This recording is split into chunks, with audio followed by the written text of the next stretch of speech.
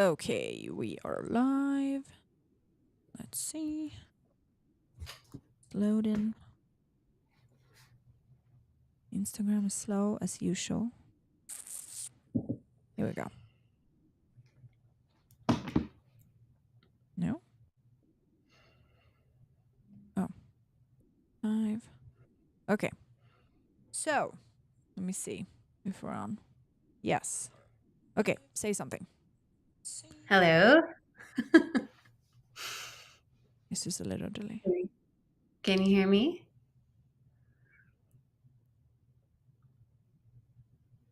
Oh my god, my phone. Hold on. Yeah, Instagram is. Oh, is this because I turned the Wi-Fi off, man? Let me see.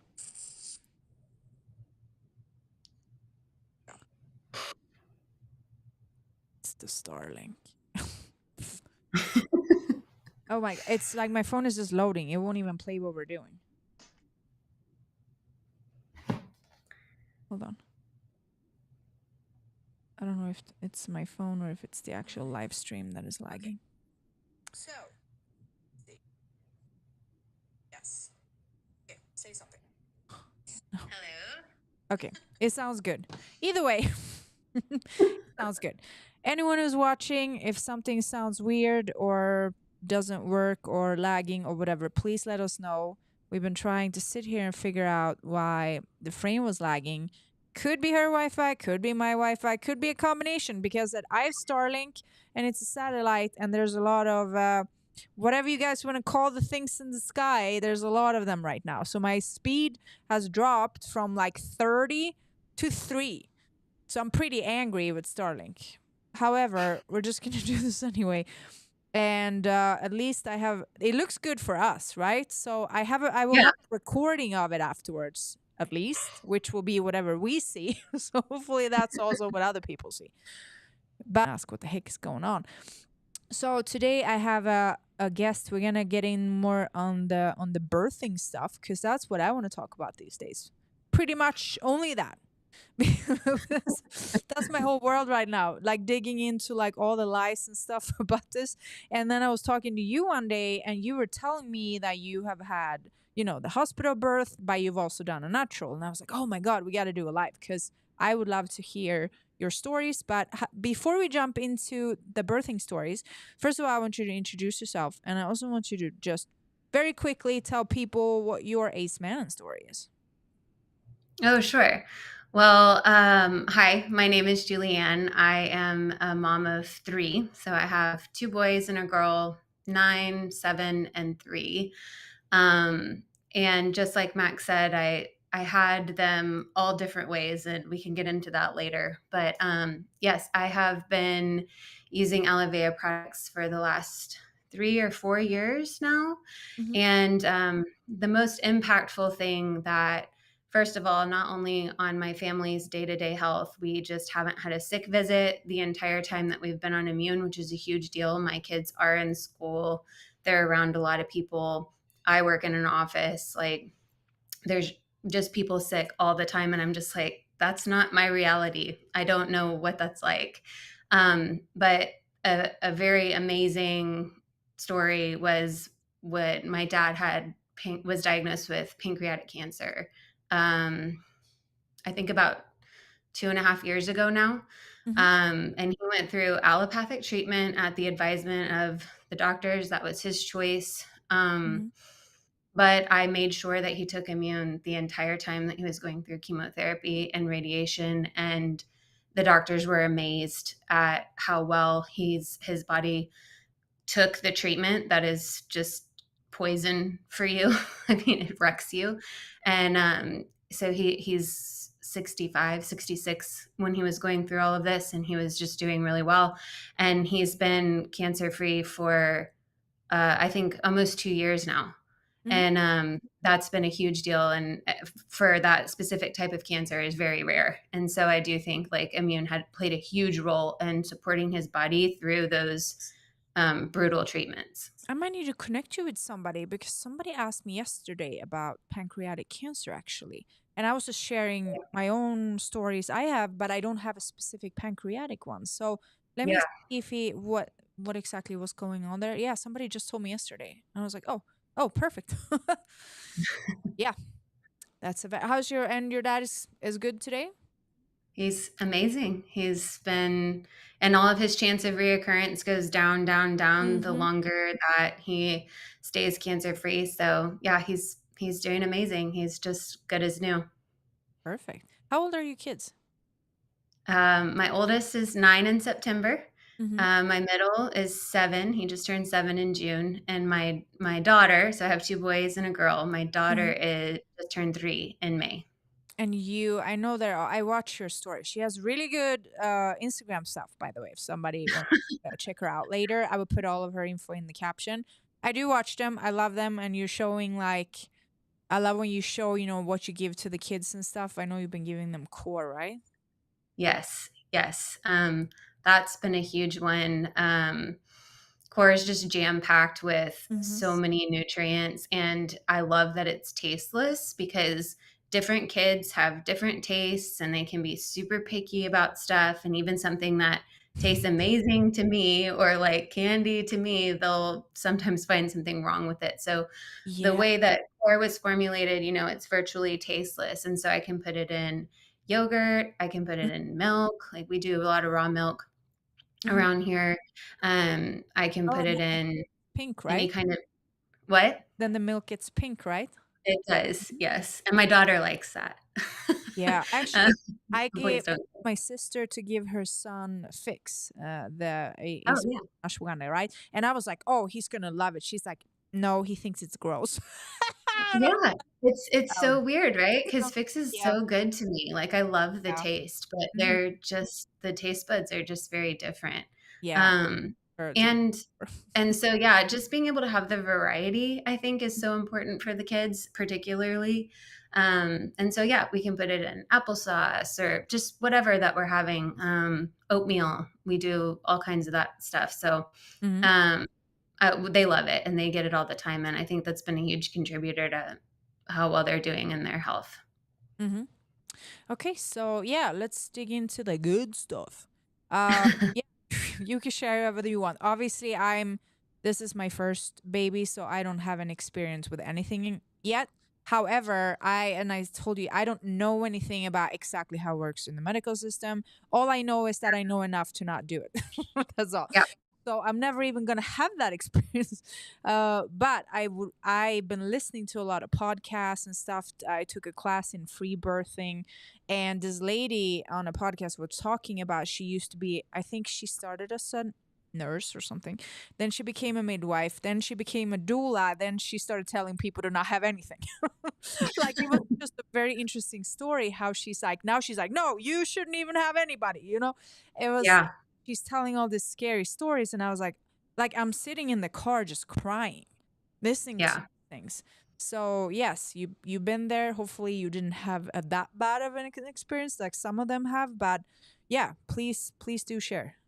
Yeah, so I think something a little bit unique about me is I have given birth every which way. I haven't done a Mhm. home birth, but I had wanted to have my oldest, my first baby, naturally. And I had done the work before. I had done some courses like you had, Mhm. um, prepared for that. I was seeing some midwives in a hospital here in Houston. So I thought, like, oh, midwife program, they're going to be supportive of what I want to do. And they were up until I couldn't use them anymore because Yeah, they my first do that. son was breech. So he Mhm. was breech at this hospital. They won't let you birth a breech baby What is vaginally.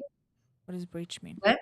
What's Breech breach? means that they're supposed to be head down and their head is supposed to come out first, but they were Yeah. butt down. So Mhm. that it can cause complications. There's Mhm. only one hospital in Houston that does it. It's a trauma hospital, and I think But they just do did it you do because if any, some because this is a what? little bit ago. Did you do any when you were reading up on the natural birth and everything? Did you read anything about the turning the baby? Yes. So I was really hell bent on having a natural birth. Mhm. I did I think it was just too late for me by the time they told me I should be trying anything. Um, Got I it. did acupuncture, chiropractor. I Mhm, did moxibustion, which is like lighting these coals on fire on your toes. Like, I did actually a procedure in the hospital called an ECV. I forget exactly what it stands for now, but I had a doctor and my midwife kind of like try to turn the baby themselves. It didn't, not, just nothing worked. And so I mhm, just ended up being like, okay, I guess at that point, I do think now doing research, like I've heard of mhm, people birthing breech babies, but mhm, I didn't know any different. And so I just had to kind of surrender and I mhm, had a planned C-section with my mhm. first. So how was that? Um, so that experience, it wasn't as bad as I thought that it was gonna be, but it went against a lot of the things that I had wanted for my baby. So at that time, I Mhm, was really focused on gut health. I wanted it to get all my good mhm, gut flora passing through the vaginal canal. Like, all of that is best for your baby when they're born mhm, into a sterile environment. It can actually have, like, longer term implications on how how they how their immune system forms. I mean, to everything, like just mhm, what allergies they have, if they have ADHD, all of, or different issues. I had read a lot about that. And anyway, so that was my main thing of wanting to not have that, because mhm, I just wanted to set my child up for success. And I ended up, and then I had heard a lot of bad stories about C-sections, but I think um, most of those were after emergency C-sections, because your body is so stressed out from being through mhm, labor for so long, and then you have the trauma on top of it of having to go have an emergency one. If it's mhm, emergency, you're put under completely. Like, mhm, I was still awake during mine, so I mean, it wasn't the worst experience in the world. It just wasn't what I had wanted. And recovery was okay for me because I was supporting my body in a lot of different ways. mhm. So what happened after they get the baby out? So I'm curious about all this stuff, like Yeah, so I wanted wait. them. Sorry? I said, did they give you the baby? Did they take him away to check they're okay? Like what? Everything. Yeah. So they take them over to, like, a quick spot to weigh them. I guess they wanna get their stats, but then they gave him directly to me for skin to skin. I still got to do all of that stuff. I kept it with me, or him. I kept him with me, um, while they were kind of, I guess, sewing me back up. I was behind a Mm-hmm. a sheet, so I couldn't see anything, probably for my own good. 'Cause it probably would have been, like, very crazy to see that whole thing. Uh-huh. So yeah, so I was awake. I was able to have the baby with me. Mm-hmm. But after the surgery, your whole bottom half is like completely numb. So you're on like catheter, you can't move. You Mm-hmm. have your baby in your arms and you can start breastfeeding and you can do skin to skin and all the things that are important. But it was such a bizarre Yeah. experience, I think, for like the first How long hours did after it take? birth. A few hours. I mean, I Yeah, I want it was like numbing. half a day, like 6 hours or Yeah, something like that before it start wearing off, I it's probably think. different, but I had my arm numbed for this stuff. So like, yeah, they put me to sleep for the actual surgery, but for like the first time they numb it, and then you have to like carry your arm around. It's like, yeah, super awkward, right? Yeah, yeah. So it was, I mean, it wasn't my favorite, but again, I was able to heal quickly. I didn't have any complications from the surgery. They do want you to get up and walk like as soon as you can Mm-hmm. and be with your baby and holding your baby and all of that stuff. So Mm-hmm. that was okay. Maybe And have I was able, decent place. yeah. I bet. Yeah, so then when I had my second son, Mm-hmm. I was like, okay, this was actually an interesting experience for me because I had heard over and over again that once you have one C-section, that doctors will push you to have subsequent C-sections. Really? So Why? why? Mm-hmm. I'm not really sure. I had just heard that they would tell you there could be complications or something. I had several friends that had just had multiple. And so I think my OBGYN that I was seeing at the time had gone to some conference and said, I really think, I was surprised when she said, I think you should have a VBAC. And I was like, oh, because I kind of went in there ready for a fight at that point. Because I was like, okay, I want to do this one. A VBAC is vaginal birth after cesarean. So it is rare for Hmm. uh, a OB to recommend that. Yeah. And I so I was happy. So we were in alignment about that. about some of What the birthing centers, and actually on their list of approved patients is people that have had C-sections. They don't seem, it doesn't seem like, I mean, I understand. Okay, fine. I understand. Well, I just read about why they would say that. So this is what they're saying. They're saying that if you had one C-section, you will likely rupture when you give vaginal birth, which, Yes. well, I would think if Yeah. your body is functioning properly and you heal well, I don't know that like your body heals up fully. Yeah. So Have some I issues, can but talk that to doesn't this kill it. after, but I did get rejected from birth centers for my third. So I'll talk about Uh-huh. that later, but it was because I had a previous C-section. It's So probably different for different places then. yeah. Yeah. Um, so then for my second, I had the VBAC, and Mm-hmm. so my boys were only 21 months apart. Mm-hmm. So I think in my brain I had thought, "Oh, I'll remember all of the stuff I had learned." And the things that I had learned were more faith-based and spiritual. They were not as practical of Mm-hmm. like, this is what happens in a hospital setting. Uh-huh. And so, and I can talk about the course I did before my third, and I'm going to talk about that. Uh-huh. But I'm going to talk through my second one first. But so I'm all ready to go for my VBAC, and I go in to get checked just to see how dilated I was the day before my due date. I'm trying to remember the math because this has been Mm-hmm. now 7 years ago. um, so I so there's all of this, there's this thing called the cascade of interventions. And with this birth, I experienced all of this. And and I did not know about any of this until Mm-hmm. I did a really good course. And I'll plug Mm-hmm. her. I did, she's on Instagram at Pain Free Birth. I learned so much through her course. I've recommended it to so many people, Mm-hmm. but this was before that. So, what happens in the hospital? I go see my OB. She checks to see how dilated I am. I It, wasn't that dilated, but this is like day before my due date, which who cares what your due date is? It's yeah, just honestly, I hear things. So like they will tell you I was like, how do they estimate? And I think they're completely wrong. So I said, yeah, I did one ultrasound because I wanted to know. I went to a place where they don't identify you, but when you do the ultrasound, they will tell you when you conceived. And I said, no, I know the day I conceived. And she's like, no, it was 2 weeks earlier. I'm like, no, there's no way. And so anyway, she gave me a time, and then I was like, no. Here's the thing. I'm a very spiritual person. I know my body. It speaks to me. I know what day I got pregnant. I literally know.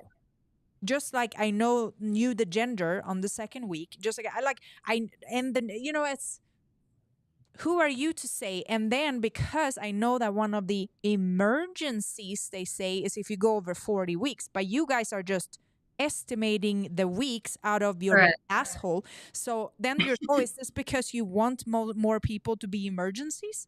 Because if Yeah, they automate, because it was the same for my friend, they just kind of slam on 2 extra weeks.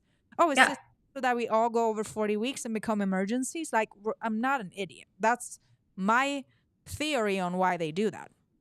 yeah, yeah. I think so. Mm-hmm. I think so too. So they do something, I think the term, and again, this is the wrong term, I think it's called a stretch and sweep, and it's supposed to start labor. Like they just Mm-hmm. kind of go in and work some stuff a little bit to Mm-hmm. start the labor process when you're close. So this is not like inducing. It's not like Mm-hmm. Pitocin. It's not a drug. It's just Yeah, just them moving things along. However, and why would that's the very first thing, the mm-hmm. very first intervention that starts to cause problems. So very soon after that, I Mm-hmm. start going into labor. Mm-hmm. And then, okay, I figure out, okay, it's time to go to the hospital, Mm-hmm. whatever.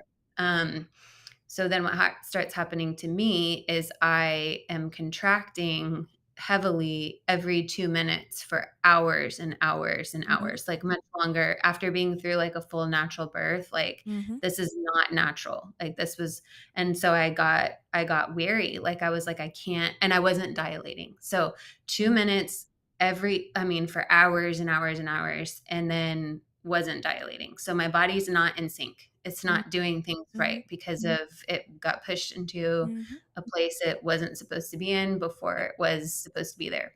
Yeah. Then because I'm like really having a tough time, and I'm a pretty tough person. Like I have a good pain tolerance, but I ended up getting the epidural because they were like, you just need to get the epidural. You have to sleep. So I'd been But it up now put you for the edge where you're in, like you say. So they're forcing it. So now your body is reacting in a way it's not supposed to. So now you feel correct. like you are dealing with so much pain that you're, desperate probably, and Yeah. like, shit, I need something. So I mean, Yeah. it's very clever of them how they do it. And And I and believe. then, like, mentally and spiritually, like, you're feeling defeated at the same time of, Mm-hmm. like, "This is what I had wanted to do." Anyway, so I go to sleep for which is also wild that I'm, like, going to sleep in the middle of this for just a Mm-hmm. couple hours.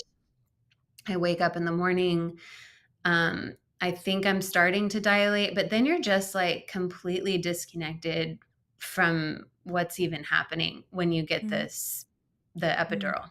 The fentanyl. And Call it yeah. fentanyl.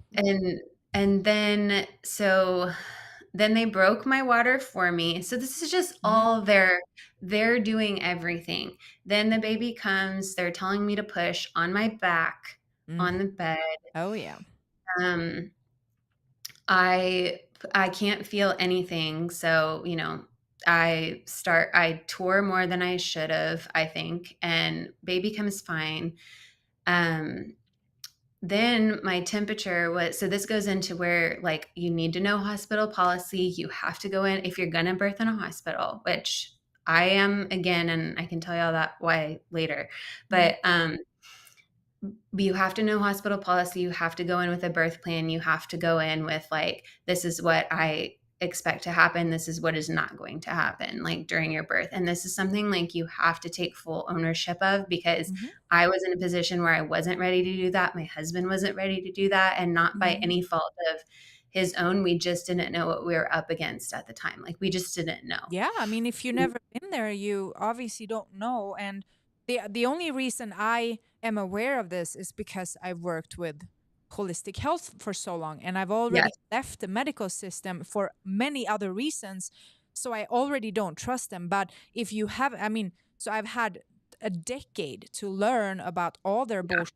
So when I got pregnant, I was like, of course, that is also going to go into the same pocket. But if you Yeah. don't work with this or have educated yourself in this, which I'm sure you know so much more now, also Oh, help yeah. other people with their health. But back then, yeah, I mean, like you don't know anything else. No, so my temperature was slightly elevated after that whole experience. They take your temperature, like, right after you push out a baby, Yeah. and they're like, "You have a little bit of a fever temperature." Like, I'm telling you, it was like 100 Mm-hmm. point something, like low grade, nothing, Mm-hmm. and they're like, "We have to give your baby Oh antibiotics." God. And Yeah. so this is, like, again, right after birth, they're sticking my son with a IV, Mm-hmm. and he has to run on 24 hours of antibiotics. I'm begging them, like, "Please take my temperature in 5 minutes. I just pushed a baby out." But I'm also like, "I just pushed a baby out," and you're, like, kind of not there. You're not able to like truly put your foot down. And there's so many nurses, there's doctors, everyone's saying, oh, this is hospital policy. We have to do this. Like, Yeah. this is so bad if you have this infection and the baby has it and all this stuff. And I was like, you can't take my temperature 5 minutes later just to see, like, just to give it the breathing room to see if you have to give them antibiotics. So no, no, no. And that was what really pissed me off, because I went through this whole thing only to have him have a messed up gut, just like I guess, I mean, not just like, but this is what I was trying to avoid from not having a subsequent C-section, right? So now, same thing. I'm pumped full of drugs, which I didn't want to be. My baby's getting antibiotics like first thing out of the womb, and I'm just like, God, this is terrible. So I hated that. And on top of that, because they had to stitch me, epidurals wearing off. Moved into my recovery room, whatever. I Mm-hmm. start having this like horrible, horrible, horrible pain. And I'm like, what is happening? And I'm like shaking on the bed in the fetal position pain.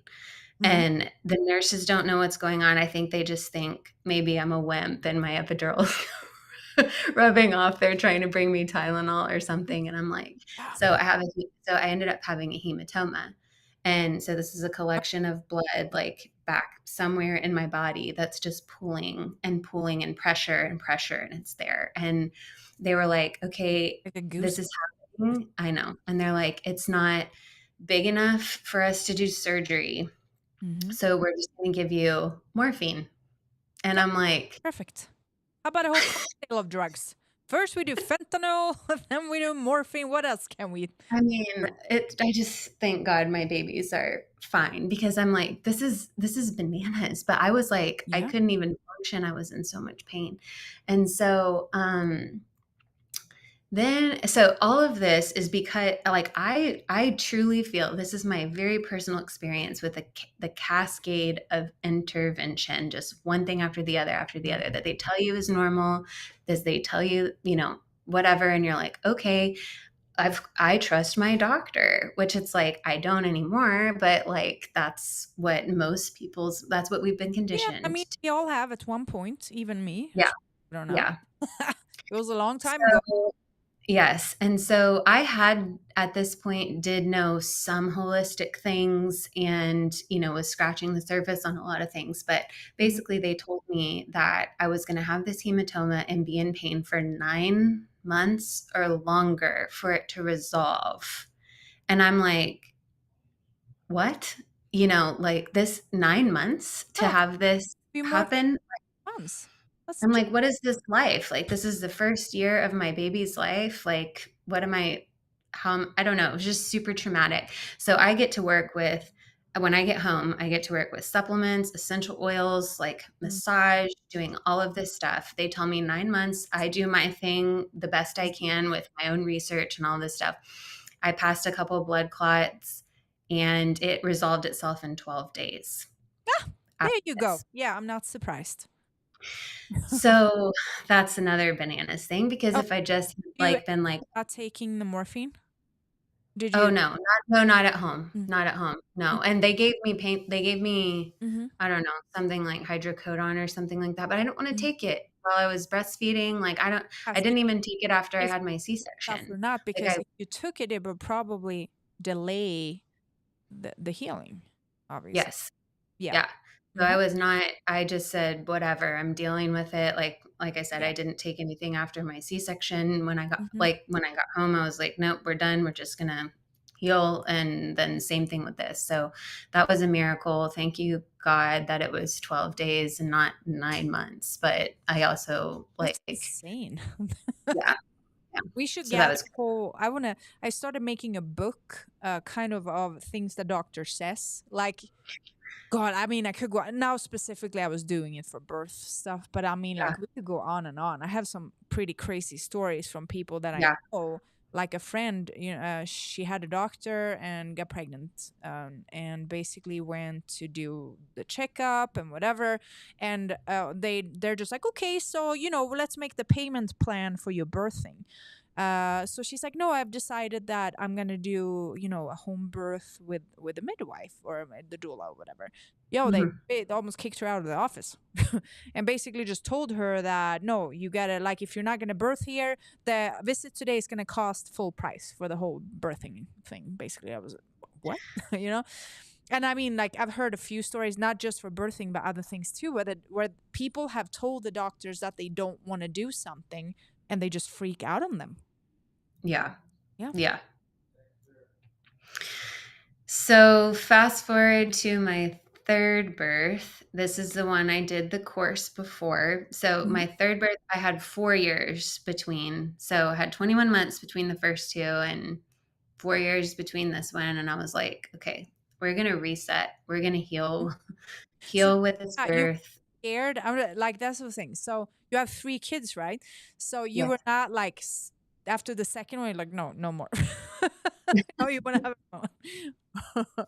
Yeah. I mean, I could have, I guess maybe because I had two boys and I always Mhm. did want a girl, I was like, oh, maybe we'll You try were one more ready time. to do a better birth the way you wanted. You're like, I didn't get it yet, so we got to keep going. Yeah.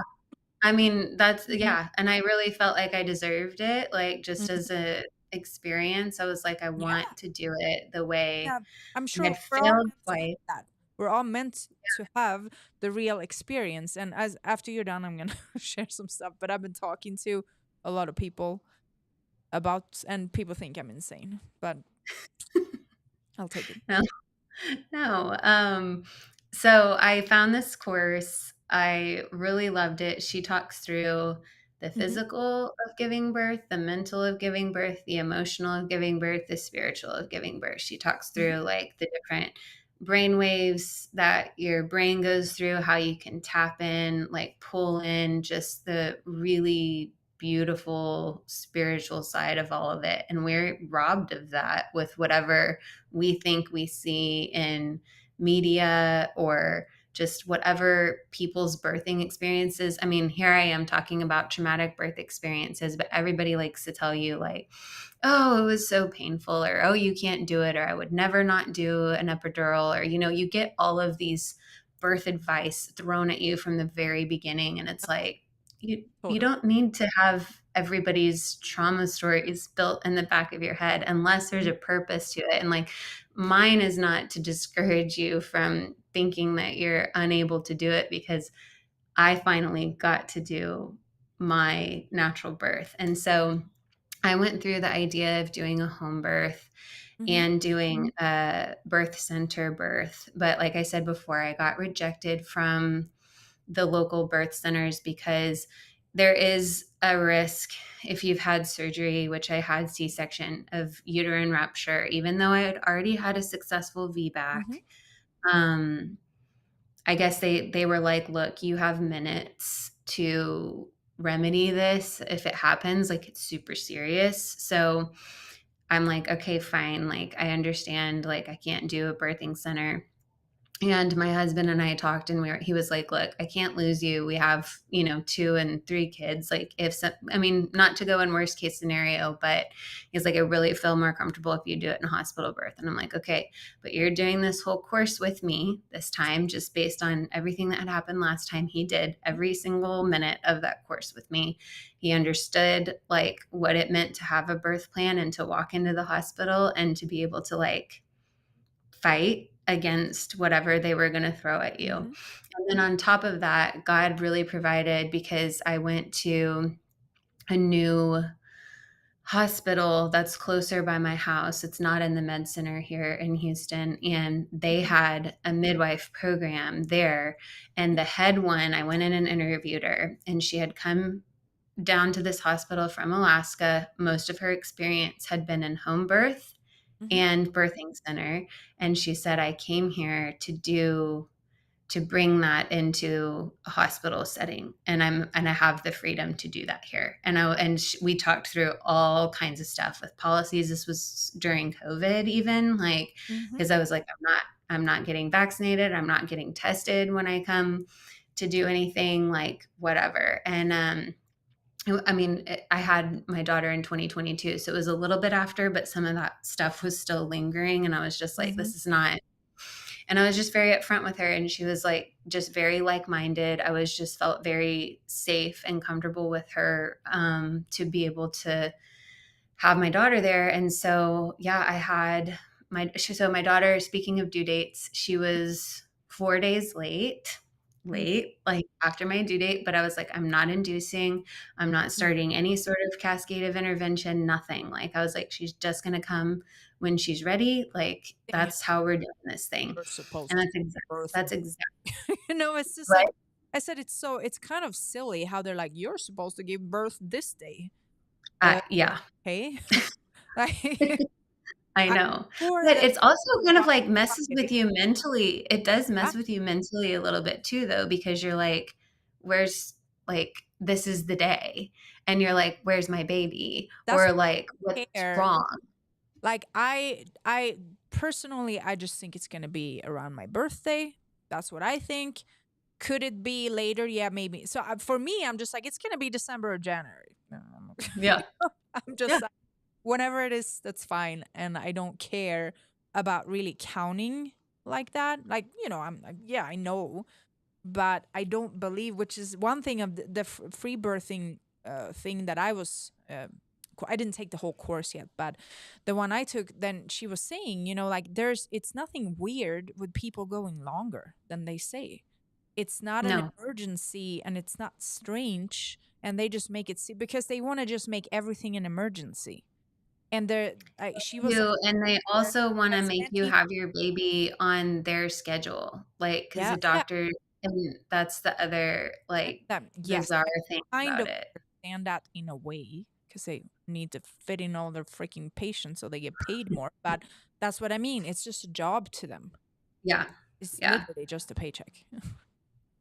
Yeah, so I had my daughter in a hospital setting, but through this midwife program, and yes, they're certified midwives, Hmm. and you're correct. Like, they go through medical training just like Yes. nurses and doctors. But the thing that I loved about just the fact that you get to interview them, and I think interviewing on an individual basis is super important, if I can stress that, because Hmm.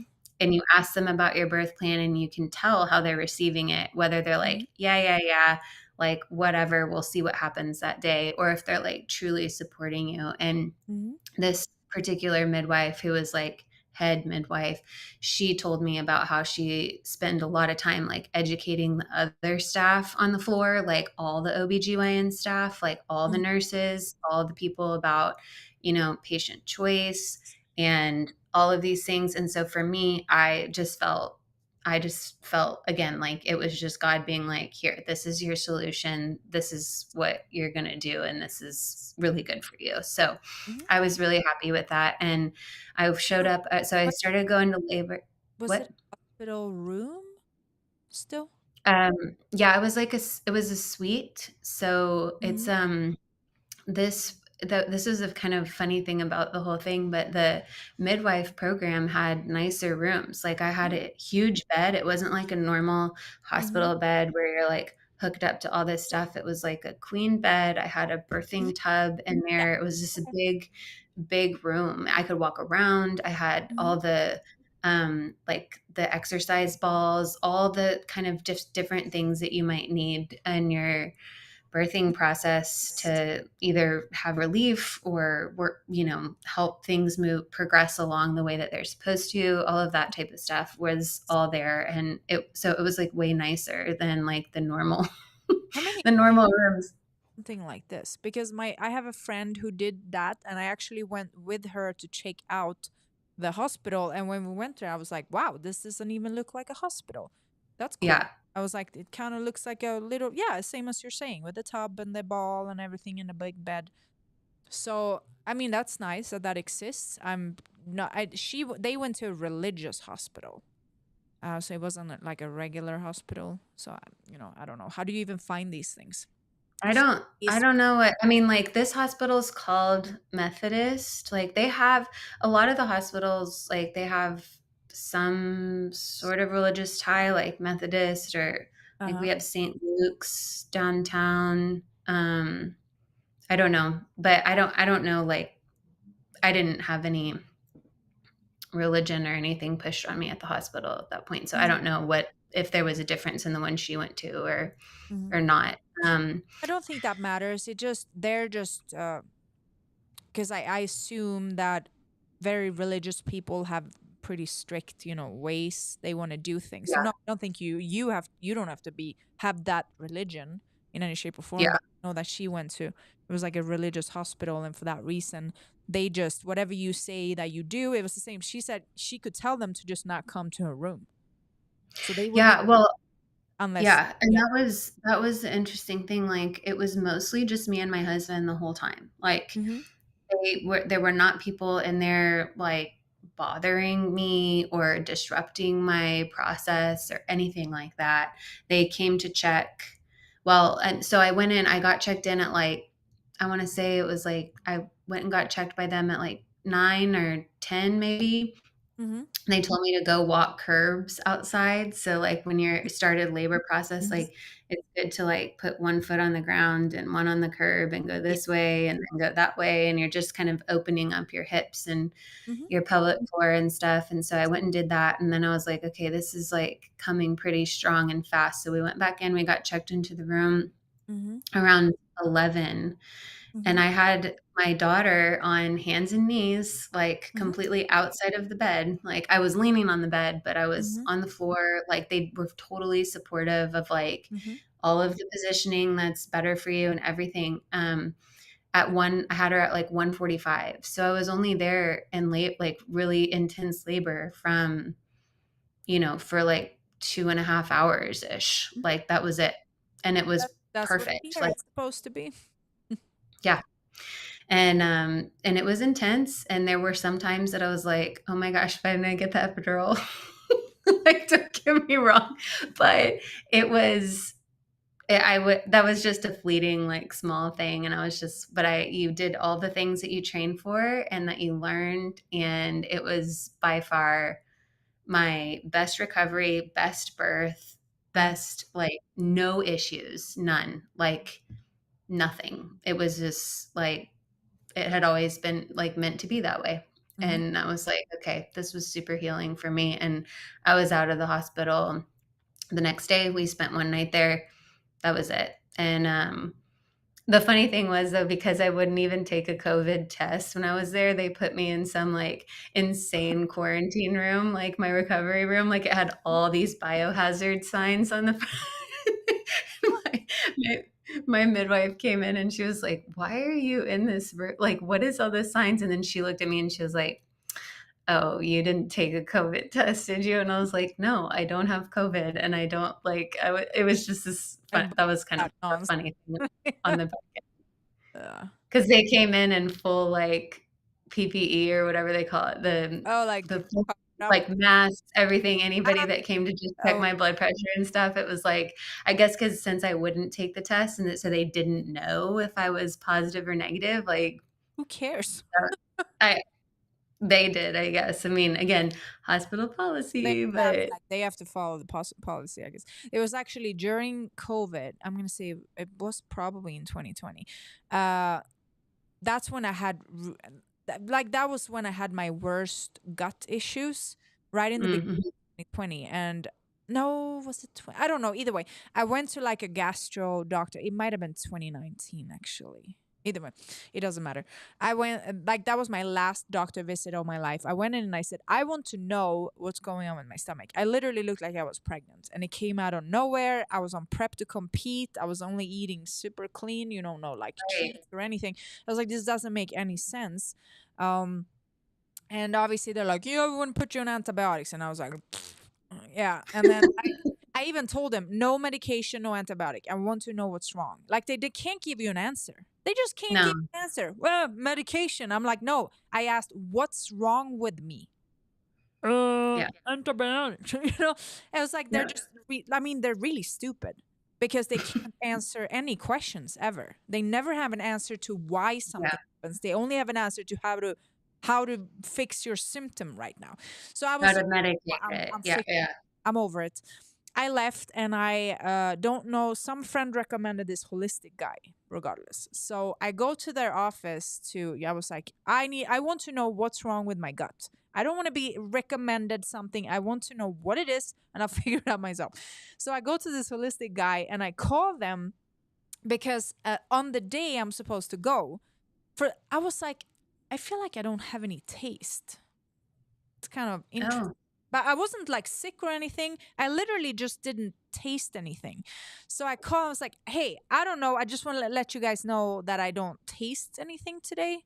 So do you want to do a phone call? He's like, he's like, just come in. I was like, you sure? He's like, yeah.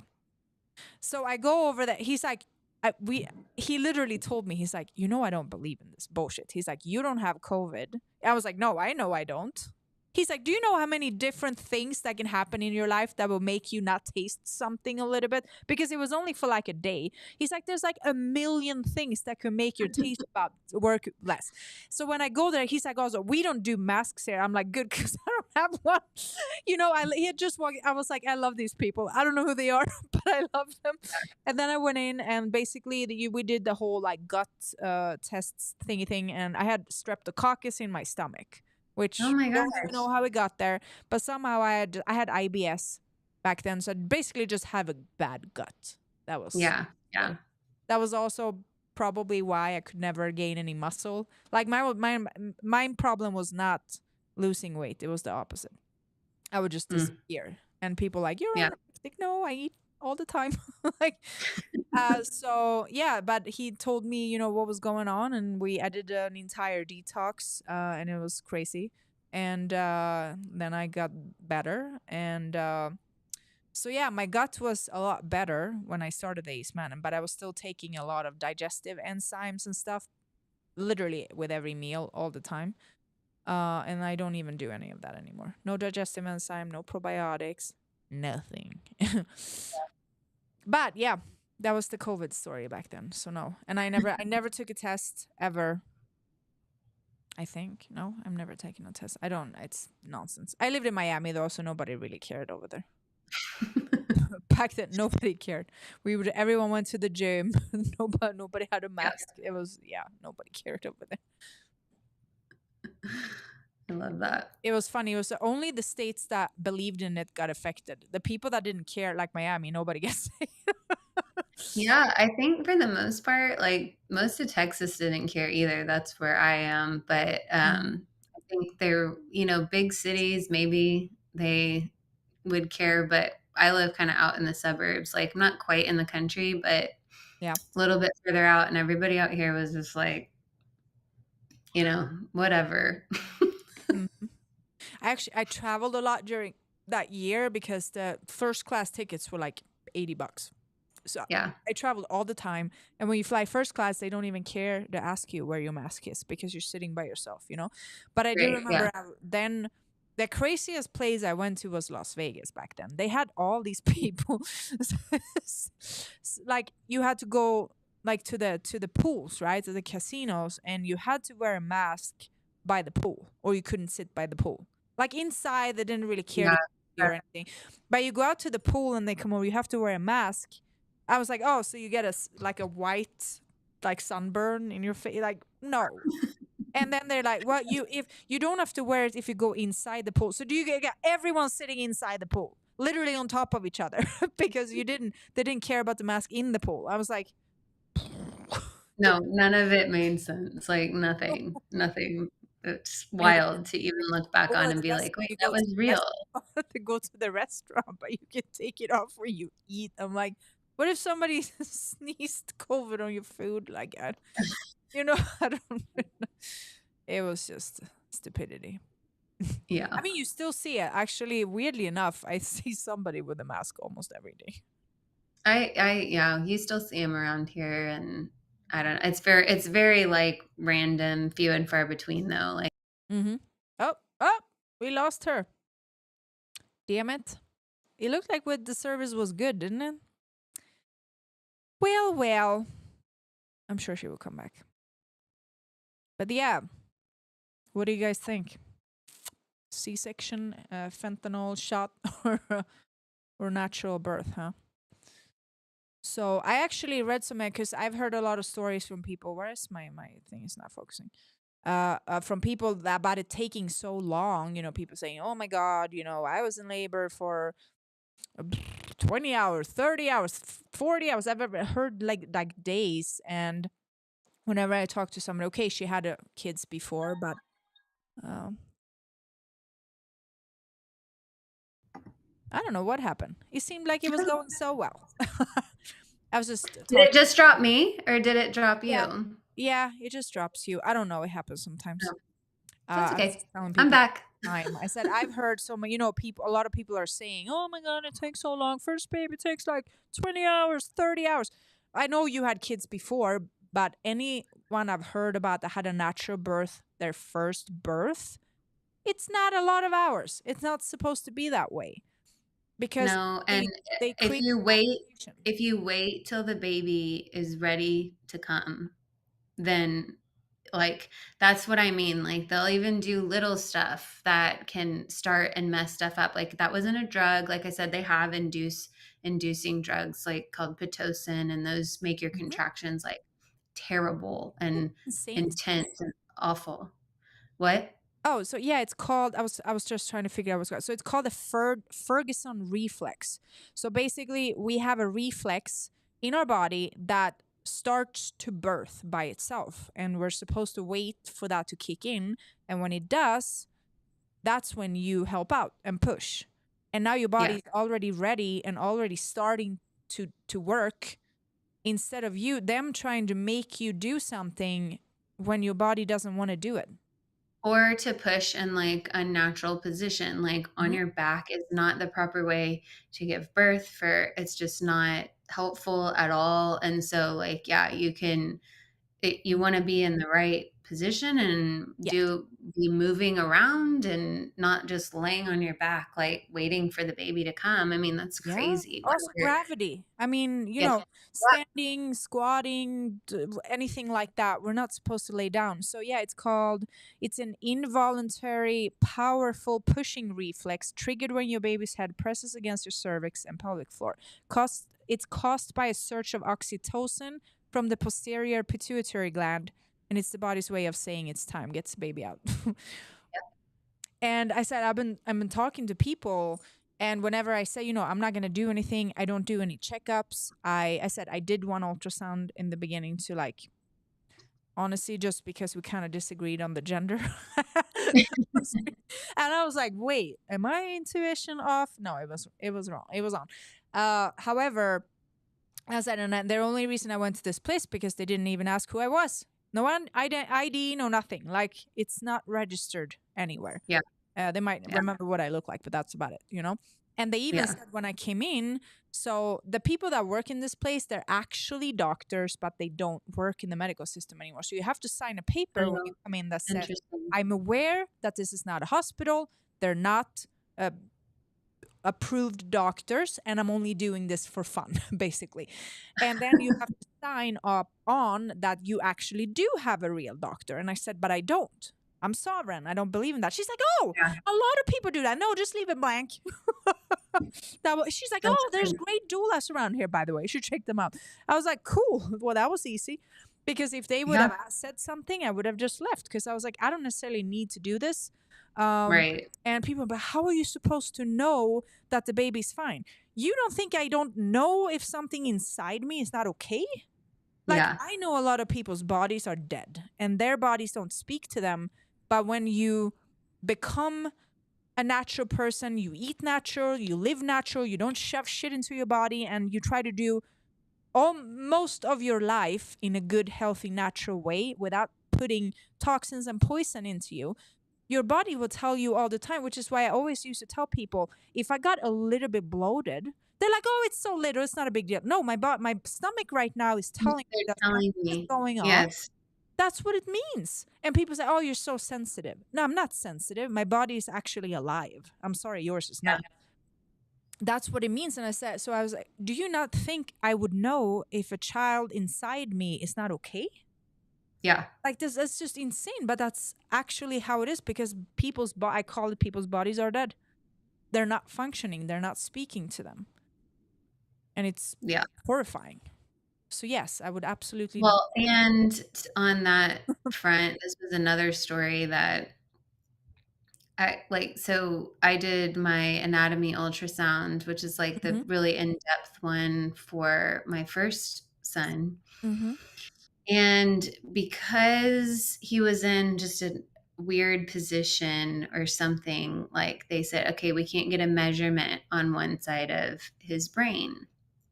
And instead of being like, come back in 4 weeks, he'll move around, like we'll yeah, just get a measurement, which I probably didn't even need. It didn't really matter. But mm, they go into this scare tactic, worst case scenario. Oh, your son could have water on his brain and he could need a stent after he's born and he could have special needs and all of this stuff. And they're just filling your mind with fear. bullshit. Mhm, And they're doing this to make you do more testing. And so they recommend, and this again, this was my first son. So this is 10 years ago. This was before I knew much at all mhm, about the medical system and how kind of messed up it was. mhm, Um, but so my husband and I said, okay, well, we'll go do whatever genetic testing and just mhm, see. Like, not, we weren't going to do anything. We just wanted to know so if we could prepare. So I get into the genetic testing thing, and I'm in there with a counselor before I get my blood drawn. It was just like a blood draw or something. It wasn't I didn't do anything like invasive to the like placenta or anything like, or the birth sac or whatever. Um it was just a blood draw. But I'm sitting there with the counselor and she's like, "So, even if this comes back positive, it doesn't 100% mean that it's positive. And even if it's negative, it doesn't 100% mean it's negative." And at this point, like my uh, husband was at what? work, like I had just come back to do my blood draw by myself and we'd already decided. But I was like, what am I here for? I was like, what is this? Like, what is this even going to tell me at all? But they wanted me to do it. And of course, it was like almost $1,000 more in testing that we Not paid. any And sort of worry in your mind to start thinking that, oh shit, what if? Here's the thing: if people, understand. I think a lot of my followers, they do understand this, because if they didn't, they wouldn't be following me. Everything in your life is mental. You yeah, create your life with your mind. If you tell yourself every day you have cancer, oh, trust me, you will get cancer. If you yeah, tell yourself every day, what if my baby is not fine? What if my baby's sick? What if something's wrong? Oh, I bet something will be. How about you just tell yourself every day your baby's fine?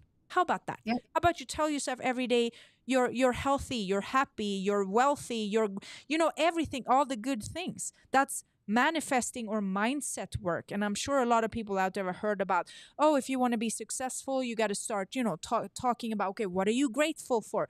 Talk about your business being successful before it even is. Why wouldn't you do the same with a child? yeah. Why don't Oh, you tell 100%. the child, or out in the open, speak to your stomach every day? Like I talk to my stomach every day. Yeah. Yeah. And I know my baby's healthy. I don't need to know anything else. I don't care about tests. I don't care about anything. All because that is the secret key to manifesting, is to know. Just know. There is nothing else. Just forget everything else. Yeah. No, I love that. And I wish that I had been in that frame of mind or whatever so long ago. And that's why I talk about it, because those are immediately things that I'm like, no one should ever experience this. Mm. Like no one should ever be scared into this or that, or more testing or more money, or spending money they don't have on just stuff that doesn't matter, because it's like, so what is this test telling me? Yeah. Like, it's not 100% anything. So it's just, Yeah. and you know what?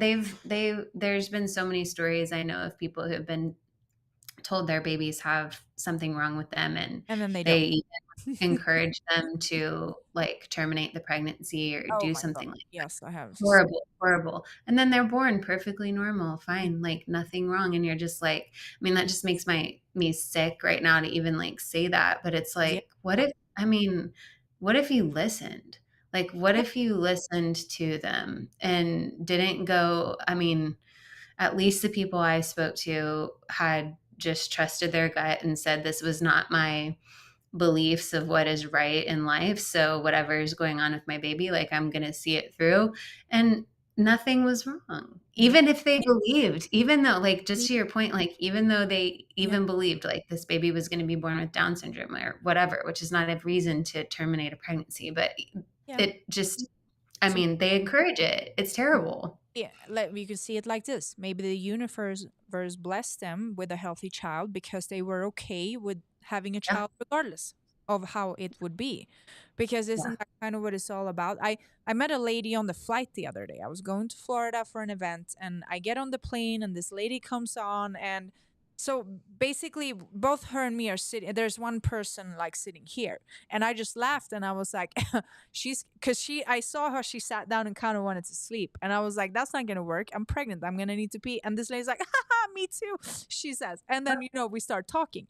Long story short, this lady had a lot of health issues, had gone to the doctor. Long story short, she had moved out to the country, started her own garden, and basically started reversing a lot of her health conditions. So Oh, she wow. diabetes, she didn't have diabetes anymore. And there was like, and I was like, wow, this is incredible. And I obviously told her some about Acemannan because she still had something going on.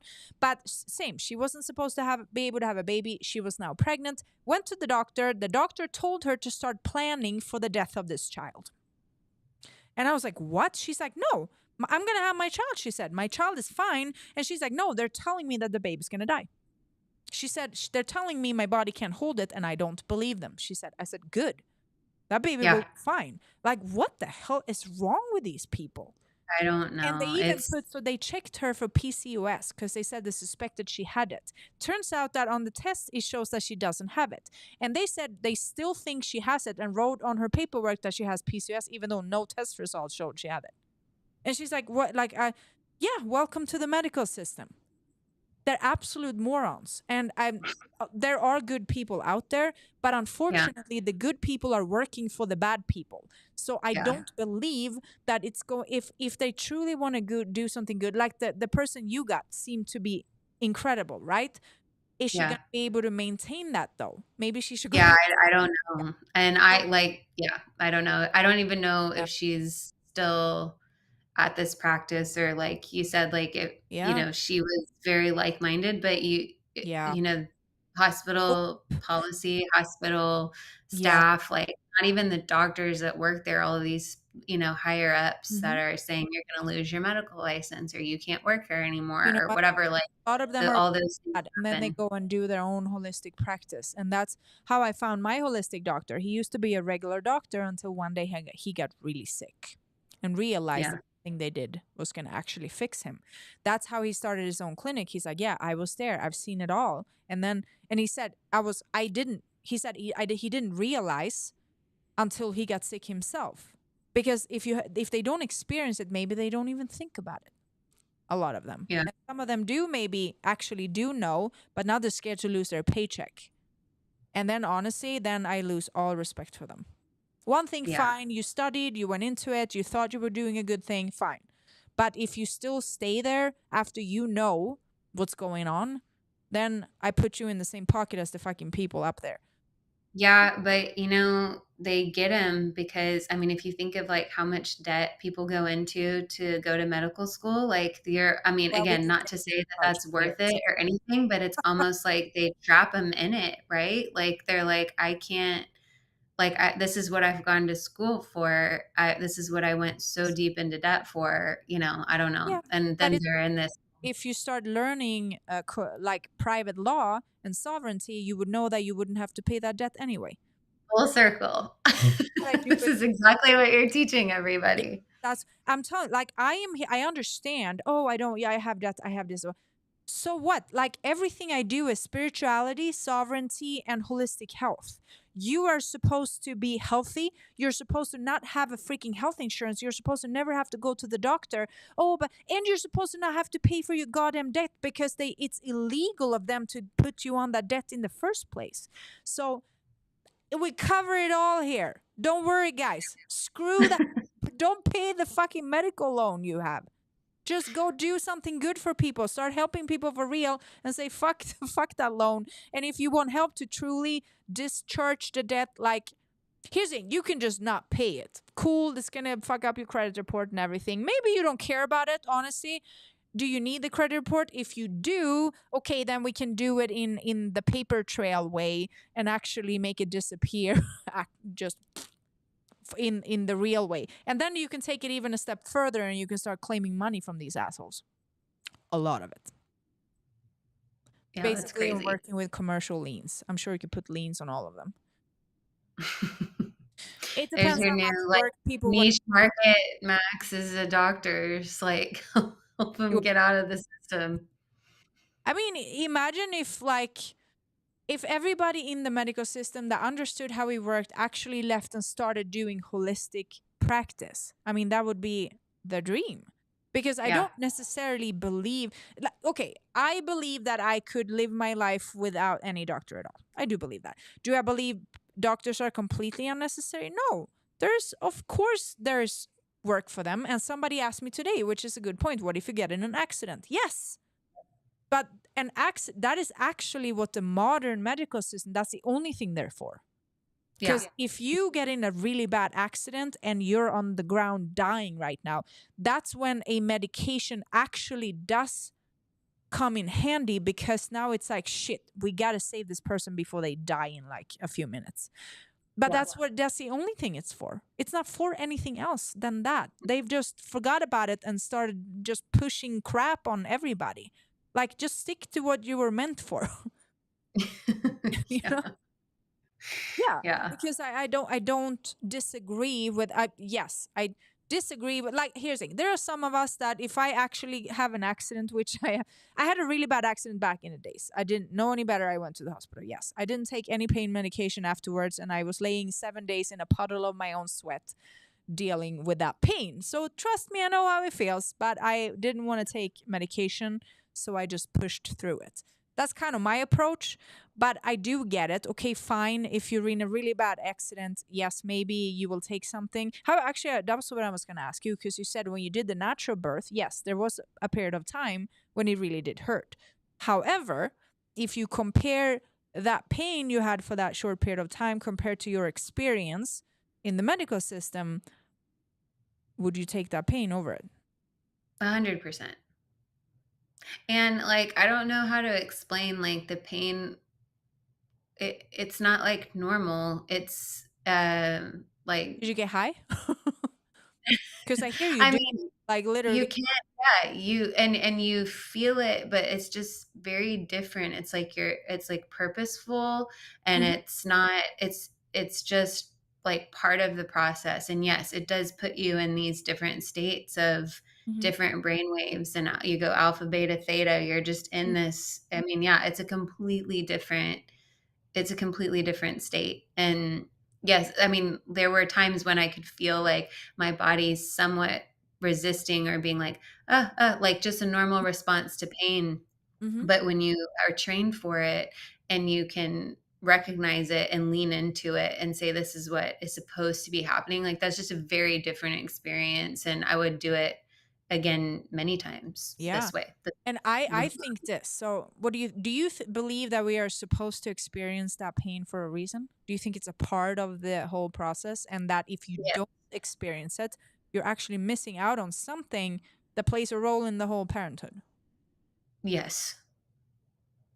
I think everything happens for a reason. It's not there for nothing. Just like you're supposed to give birth in a certain way, and the whole process of the baby going that way is going to set them up for their life. And everything is supposed to happen that way. And so, and I've said this a million times to people at this point. I'm like, why do you believe that we are the only living species that can't give birth on our own? Every single living creature does. And we're the only one who needs help? Like, it doesn't make any sense. No, there's a whole documentary on it, and I don't know how much it's been scrubbed from the internet, but it's called The Business of Being Born. Mm-hmm. Um, it's a business. Like you and I know the whole medical industry, it's a Yeah. business, but um, Everything. it's it's a pretty eye-opening Mm-hmm. documentary, and I think from what I can remember, I think they do touch on like the cascade of interventions and how Mm-hmm. they push people outside of their natural rhythms to do like these bursts on the hospital schedule or the doctor's schedule or whatever. And it's like, don't do it. Like, just let your body do, just like you're saying, like Mm-hmm. whatever's natural, Yeah. that's how it's supposed to happen. Like, that's how you're going to have the least amount of complications, the best recovery, like the best bond with your baby. Like, there's so many things that are like wrapped up into the whole thing. And yeah, everything that gets in the way.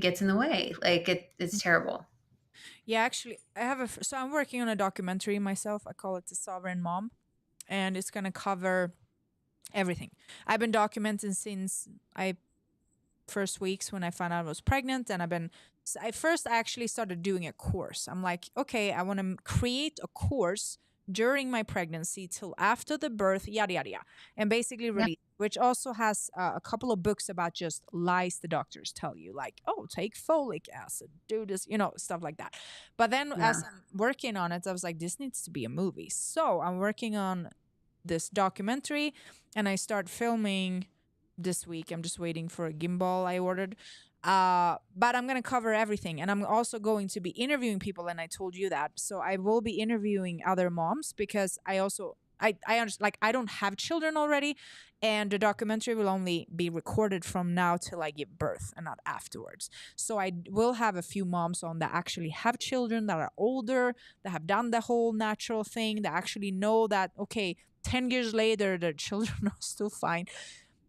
So I'm very excited. And if somebody has any connections about, and this will be natural holistic birth, but also sovereignty. So I do have some really cool guests about the sovereignty. People that don't give their babies birth certificates, for example. Some people don't give them social security numbers. Some people do what I probably will. I haven't fully decided, but what I'm doing in sovereignty is you can have it all. You can have the certificates and the social and everything, and then you can basically take ownership of it all, which it has different pros and cons to which route you go. The thing, if you do have a social, you also have a Strawman account which you discharge debt from. If you do not have a social, you likely won't have that and can't discharge debt. So, as I say, it all depends how off the grid you want to become, but I'm Yeah. going to be covering some of this stuff as well. Um, No, yeah. that'll be so interesting. I can't wait to see the whole thing. Yeah. Oh yeah, you're gonna do some of the stuff. Yeah. So I mean, everything, you can go really extreme with these things. And somebody asked me today, which I want to clarify, but oh my god, like, am I not an American citizen then? Like, can I not? Actually, that's what the question was. Can I not have health insurance? And I said, well, first of all, one of my purposes in life is to get people so healthy that you don't need a health insurance. However, I do understand you're not there just yet. Can you have a health insurance if you're sovereign? Yes, of course you can. You're not revoking your US citizenship. It's more about how you see yourself and what you consent to. I am sovereign. However, the United States definitely still see me as a citizen. I'm still in their system. I have all the things. I simply decide to not agree to government contracts. I decide to not have government identification, but it doesn't magically disappear. So, yes, if you want to be sovereign and have health insurance, be my guest. It's just my personal opinion that I don't think you should. Yeah. But yeah, like, it's not like they're gonna come and kick you out of the country. They're like, you're not a citizen anymore. Bye. No, that's not what it is. Even though, yes, there is a way to do that too, but that's a whole different process and thing.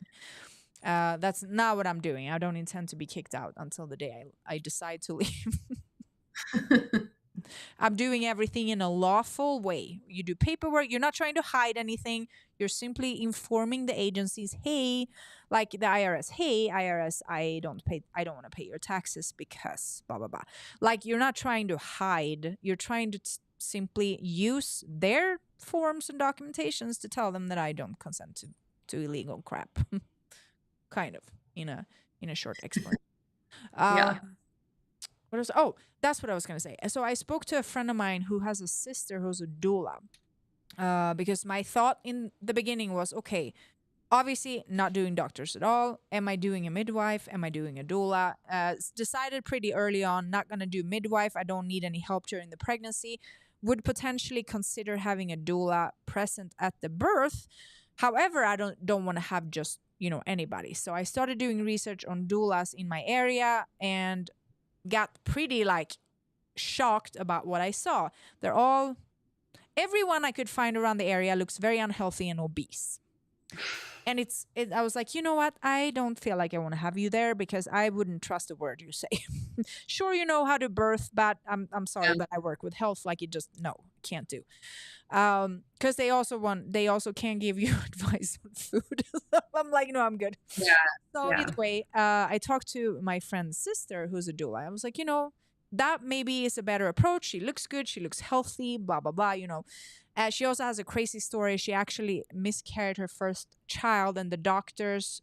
There was the thing. She went to the doctor, and they told her, okay, we got to take this baby out, and she just said no, not interested, don't touch. If this baby miscarried, like, I will let mother nature do its thing, and then if so, it will happen on its own. So either way, the baby, she just did miscarry, but she did it at home and just kind of let it run its course.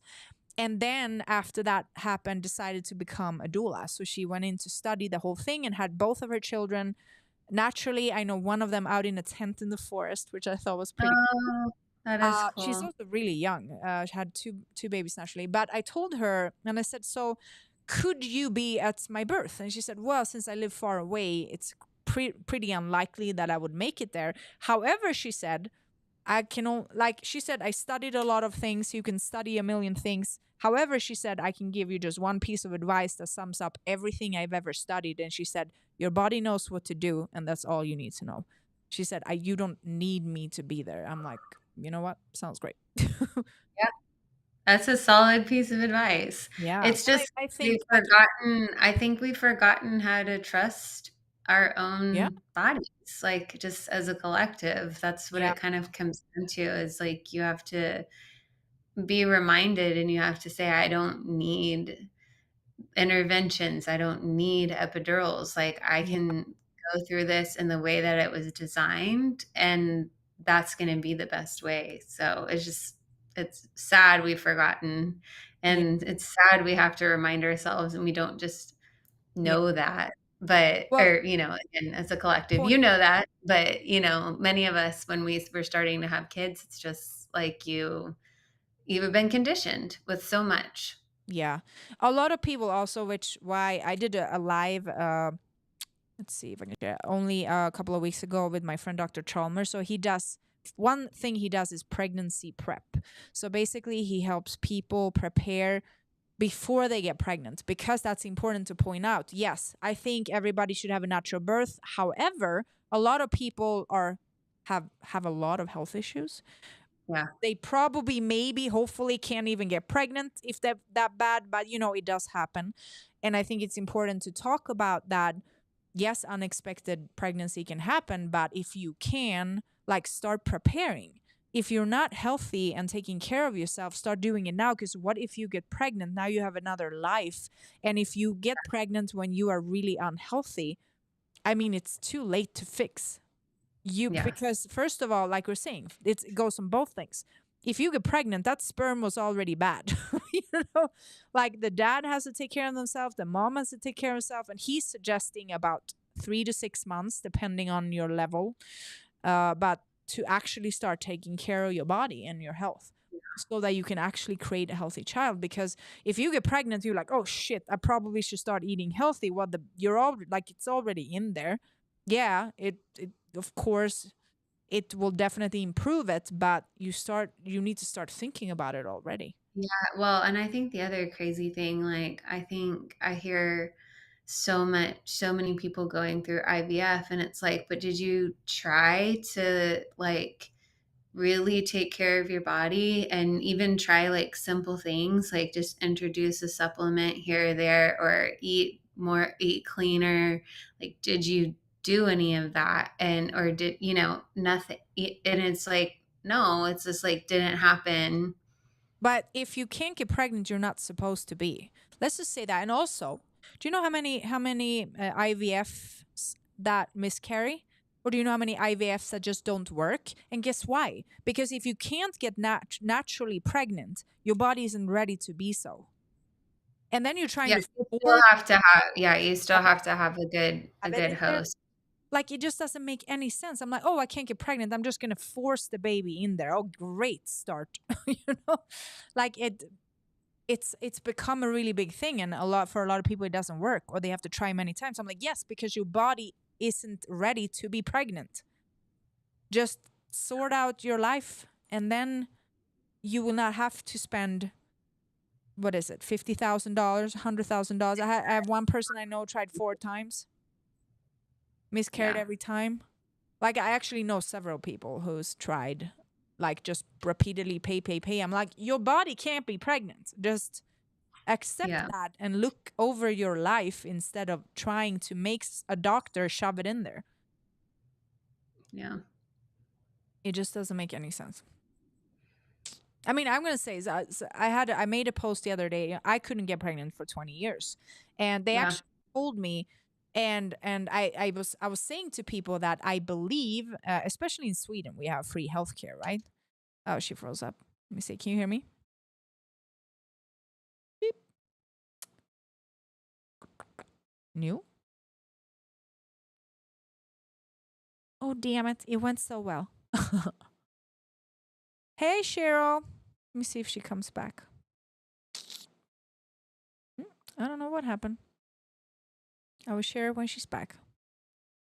Well, it's going pretty well considering that we had like no service when we first started.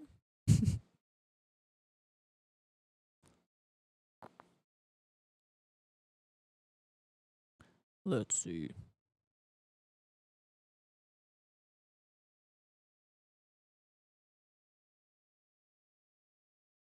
And everything we talk about goes for the daddies too. So if you're a guy and think that doesn't really apply to me, no, it does. Because you gotta also be healthy, and if you should be supporting your partner into doing a natural birth, like it's supposed to be. Oh, there we go. It went so well.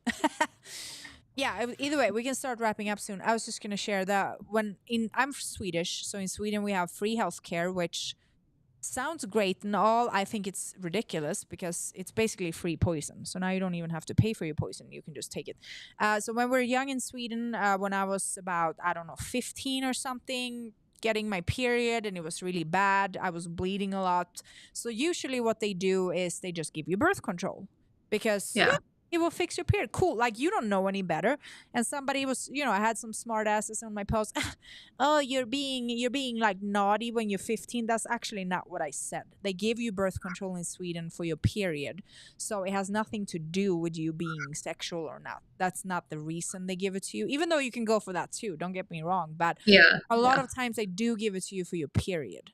And it's very common. They do that here. They do that here too.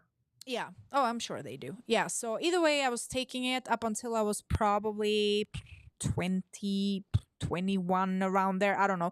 Got super sick. I remember I was sitting at my job and literally can't breathe. I'm in so much pain. I don't even know what to do with myself. So I go to the emergency room, and this went on for like weeks. I go to work, can't freaking move. My boss is like, "What's going on? You're leaving every day." I'm like, I'm just in excruciating pain. Keep going to the doctors, and they can't find anything wrong. Like 4 doctors down the line or something, this lady says to me, "Oh, are you taking birth control?" She said. I said, "Yeah, you should probably stop taking that." She said, "Okay." So I stop. Slowly but surely, all of these symptoms go away.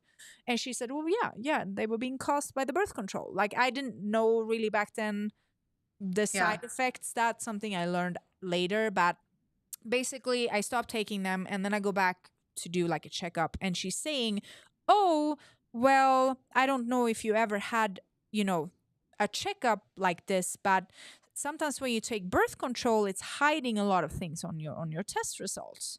You know, it's, again, they didn't go into much detail back then. Now I understand better what that meant, but I didn't know. And she just said, well, just so you know, if you ever want to have kids, it's probably not going to happen. She said you could try, you know, medical intervention and see like if it would work.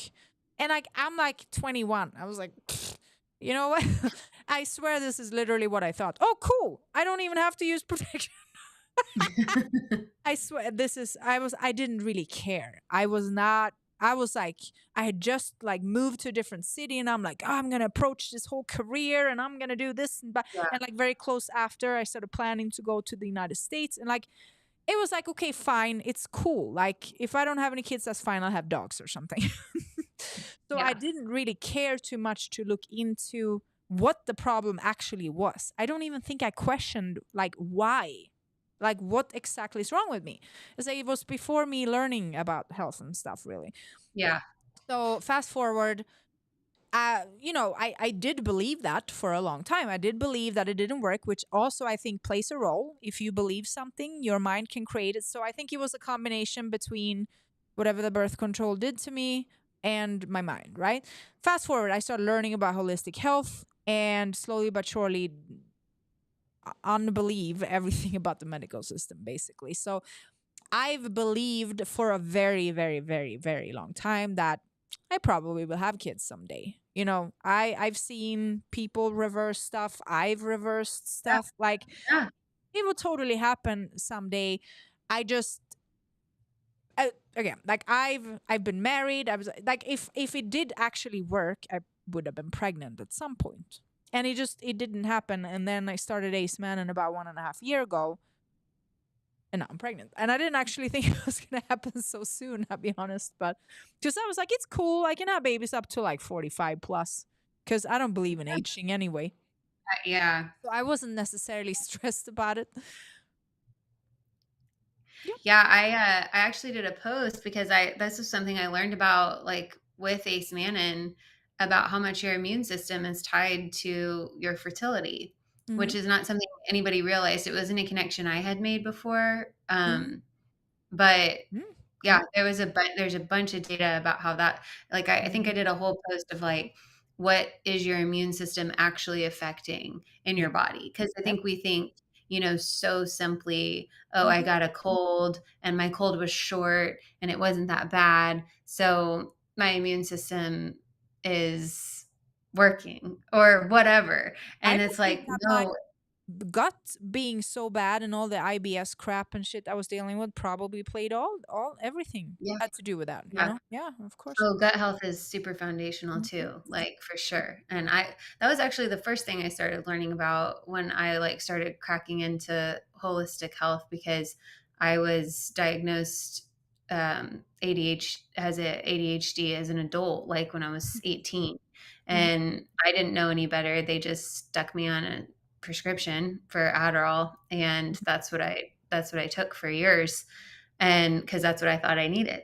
And it wasn't until I think I was engaged where I was like, okay, I can't be on this crap forever. Like, I can't be on Mm-hmm. this when I'm trying to get pregnant. Like, I need to get healthy, like all of this stuff. And Mm-hmm. that's when I like went down my very first health and wellness rabbit hole. This was, 2013, 2014. Mm-hmm. Um, and my whole world was opened up because like, no doctor ever talks to you about gut health, like the gut brain axis, like how Yeah. your gut health affects your mental health, like nothing. And I Mm-hmm. was just like, my mind was blown because I Everybody expected my did. doctor Yep. to tell me this. Mm-hmm. And they didn't. They said the only solution is your prescription. And I'm like, you mean there's all this stuff out here that could have come before any medication that's Mm-hmm. basically, methamphetamines. That's what I mean. Yeah. It's wild. So that's really what got me into it. And so gut health has been like something I've learned about for the longest of just how Mhm. important it is. And I like love the core product for that. And yeah, I do the same. Like I'm not on I think you mentioned earlier, like you're not on probiotics or anything. I don't do that either. Like I Nothing. just do the I don't. prebiotics. It's for your gut flora, like it feeds that, and that's been amazing for me. I even have, because I my gut used to be so bad that I would even react to like healthy things, you know? I started getting allergic to like literally nor like healthy stuff. You know, I was allergic to like Like bananas, and cashew nuts. eggs, I've heard Yeah, that like eggs allergies, dairy allergies, things like that, which I mean, our dairy, most of it's not great, but I like real dairy I is don't good. pasteurized though. Pasteurized I don't feel good, but raw, Yeah. yeah, I was dairy intolerant my whole life, but I drink raw milk like Yeah. no issue, you know. So yeah, quality matters too. And then I mean, food is bad all over the world. And I don't care if you think you're healthy, and especially being like in the fitness world when people go and prep, oh, we're so healthy. No, you're not. You're fucking shoving protein powder down your throat all day long, full of what whey. Do you know what whey actually is? It's like the leftover crap when they make milk and stuff. Mm, And everything in the fitness world has sucralose in it. Like little did I know, sucralose like eats up your gut microbiome, and yeah. every fucking competitor has gut issues. That's the truth.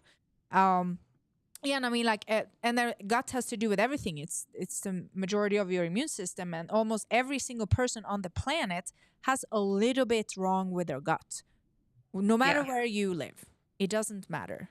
I don't care. And they say, "Oh, but America." No, everywhere, everywhere. You can, It's yeah, you if can't but almost it's can't everywhere. escape it at this Mhm. point. I mean, there are places, but like I'm Swedish, yeah.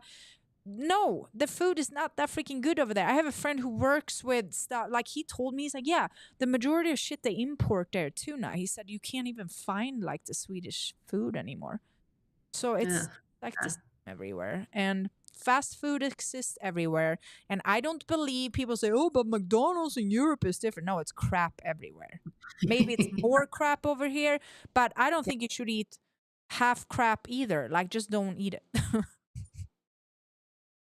Oh no, it froze up again. Oh, we're so close.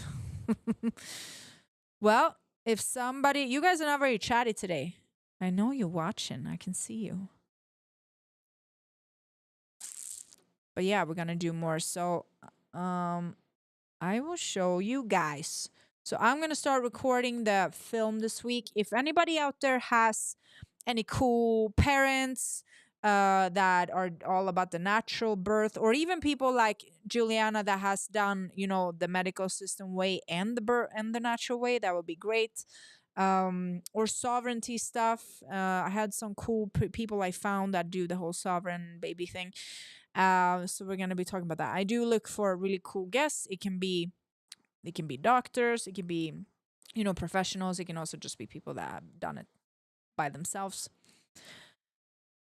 Ugh, you know why I feel like my service is also shitty? Because it's not wanting to pull up anything here. I don't know what's going on. I'm about to contact Starlink and said, "What the fudge? Can you not figure out? Can you stop sending up so many fake UFOs so my satellite works?" That's what I think. Yeah, because I can't even pull up this website that I want to show you guys. Oh, no, now it works. Yeah, I don't know what's going on. It's tripping. It's not even loading. Well, either way, if you guys want to sign up, you want updates, or you want to check out a little bit more information about the documentary I'm doing, you can go to thesovereignmomproject.com. You can sign up for emails. Oh, there she is. Wait. Wait. Where did she go? There.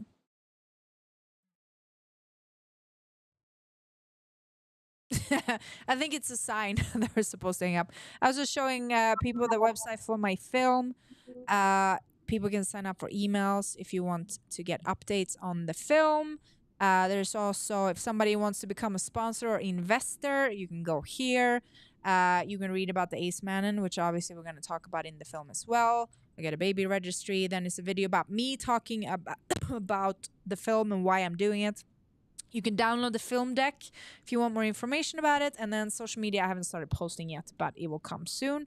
I'll probably start, maybe post a little bit of snippets from the actual recording. Something flew into my mouth. Yeah, but I'm excited to do that. And yeah, it was great to have you on. I love this. Sorry that I got kicked off a couple times, but yeah, it was No, great to be on. Thank it you was for not bad having me. at all. I've had worse. And this, I think, it's looked good. Nobody said anything, and I got some comments here saying that it was just really good. So, yeah, people even said I can hear you. Okay, sweet.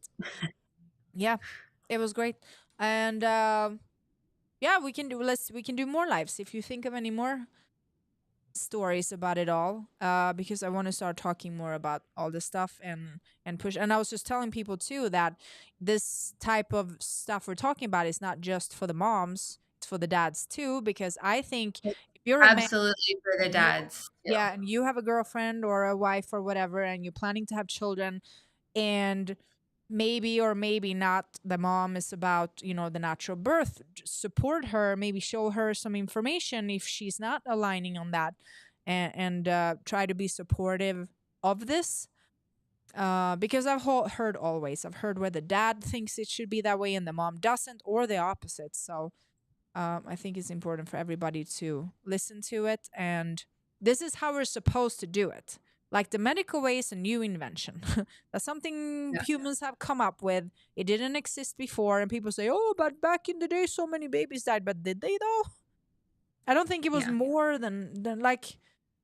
I just think yes, there's a risk when you go out and sit in your car too. You can get hit, but like you can't walk around thinking like that, because the majority of, and this lady, it's called free birthing something, she had a really good podcast, and she said she worked in the medical system for like 20 years something, and she said that in all the natural births she's ever attended, she has never actually seen a real emergency, and in the Oh, hospital that's she's really much. interesting.